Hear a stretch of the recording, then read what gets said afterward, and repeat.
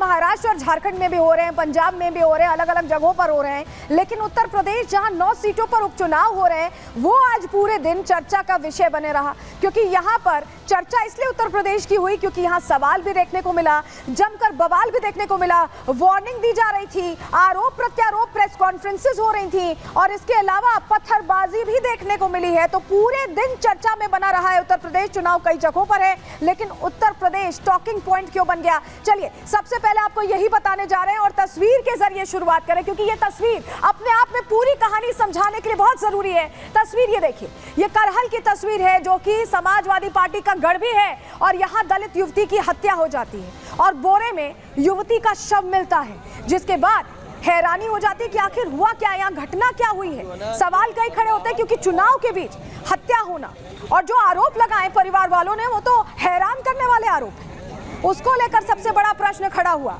तो तस्वीर तो हमने आपको दिखा दी और चलिए अब आपको जानकारी दे देते हैं कि करहल में दरअसल हुआ क्या है। करहल में उपचुनावों के बीच बड़ा कांड हो गया। तस्वीर हमने आपको दिखाई, बोरे में दलित युवती का शव मिला है, लाश मिली है और कल शाम से ही बताया जा रहा है कि युवती लापता थी, मिल नहीं रही थी, परिवार वाले परेशान थे और ऐसे में अब परिवार वालों ने जब शव मिला है उसके बाद बड़े आरोप लगा दिए।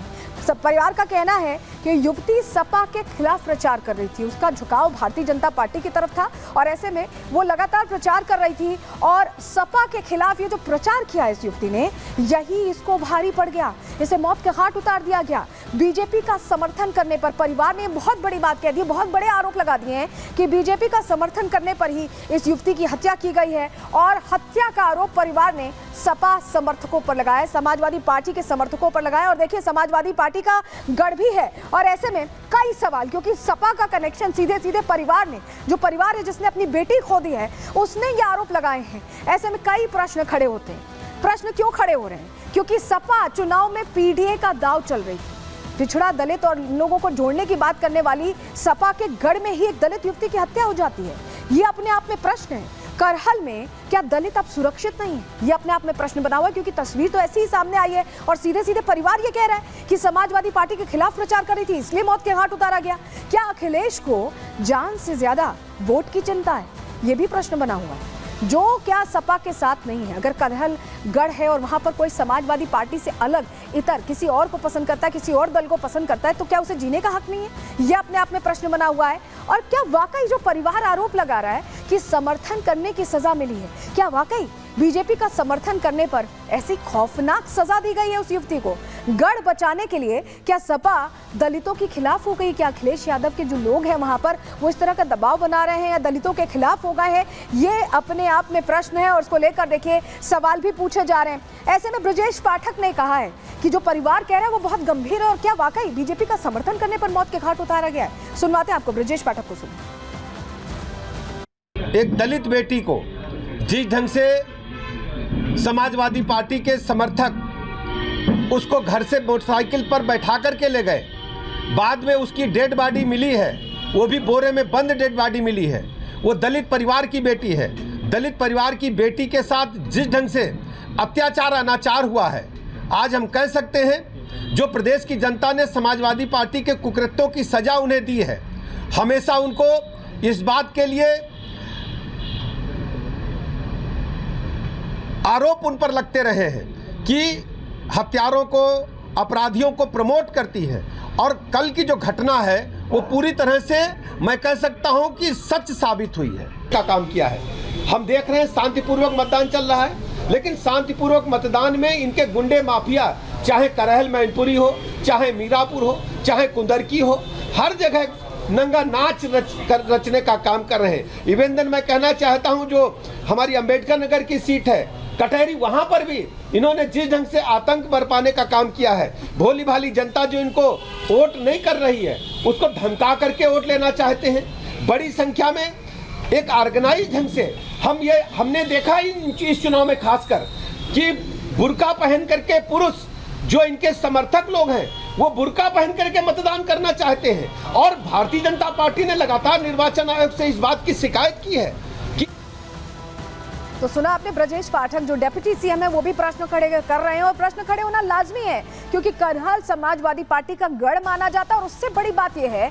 कि पीड़ित परिवार ये कह रहा है कि ये जो घटना हुई है उसका समाजवादी पार्टी कनेक्शन है। रिपोर्ट आपको दिखा रहे हैं।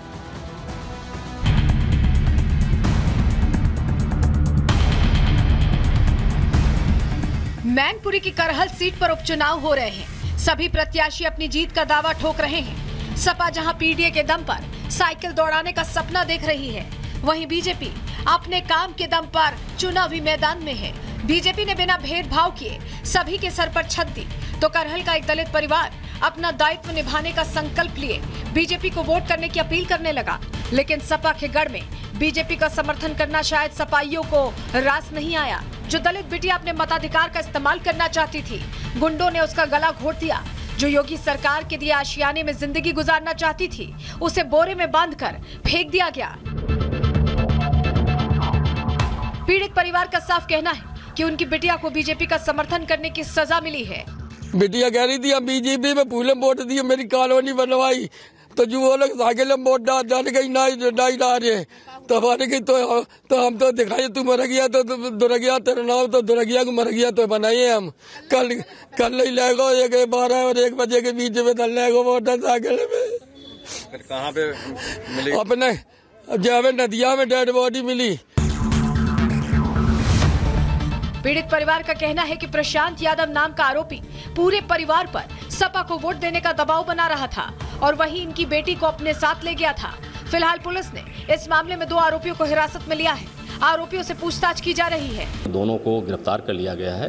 उनके माता पिता द्वारा ये बयान दिया गया है कि भाजपा को वोट देने से रोकने के कारण उसकी लड़की की हत्या की गई है, जिसमें विवेचना में शामिल करके अग्रिम विधिक कार्रवाई की जा रही है। चुनाव के बीच करहल में दलित की हत्या और फिर आरोप सपा पर लगा तो सपा सुप्रीमो की पत्नी और सांसद डिंपल यादव सामने आई और इस हत्या की वजह को अफवाह बता डाला। इस तरह की झूठी अफवाहें फैलाकर भारतीय जनता पार्टी मैं समझती हूँ क्योंकि हार रही है और जिस तरह ये अफवाहें फैलाने का काम कर रही है लगातार, तो कहीं ना कहीं ये दिखाता है और दर्शाता है कि ये लोग बुरी तरह हार रहे हैं।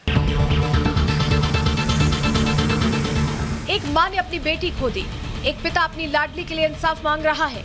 ऐसे में डिंपल यादव का ये बयान गैर जिम्मेदाराना होने के साथ साथ सपा की नजर में पीडीए की अहमियत की गवाही दे रहा है। दलित बेटी की जान गई तो बीजेपी ने सपा को आड़े हाथों लिया। समाजवादी पार्टी ये मान चुकी है कि जिस प्रकार से लोग उत्साह के साथ मतदान कर रहे हैं, उसके आधार पर उनकी पराजय सुनिश्चित है। और समाजवादी पार्टी ने अपने गुंडे और जो माफिया प्रकोष्ठ है उनका उसे आगे कर दिया। शांति और सौहार्द के माहौल में संपन्न हो रहे ये चुनाव समाजवादी पार्टी को कभी सुहाते नहीं। इंसानियत को शर्मसार करते हुए बूथ संख्या 13 के गांव कजरा में एक दलित समाज की बेटी की जिस प्रकार से नृशंस हत्या की, ये हम सब के लिए दुखद है। लड़की के माता पिता का कथन है कि उनकी बेटी की हत्या समाजवादी पार्टी के नेताओं ने इसलिए की है कि उनकी बेटी ने भारतीय जनता पार्टी के पक्ष में मतदान करने की बात कही थी। फिलहाल दोनों ही पार्टियां दलित बेटी की हत्या पर अपना अपना पक्ष रख रही हैं। अब देखना यह होगा कि पुलिस की पूछताछ में आरोपी क्या खुलासा करते हैं और इस परिवार को न्याय कब मिलता है। Bureau report, Republic Bharat.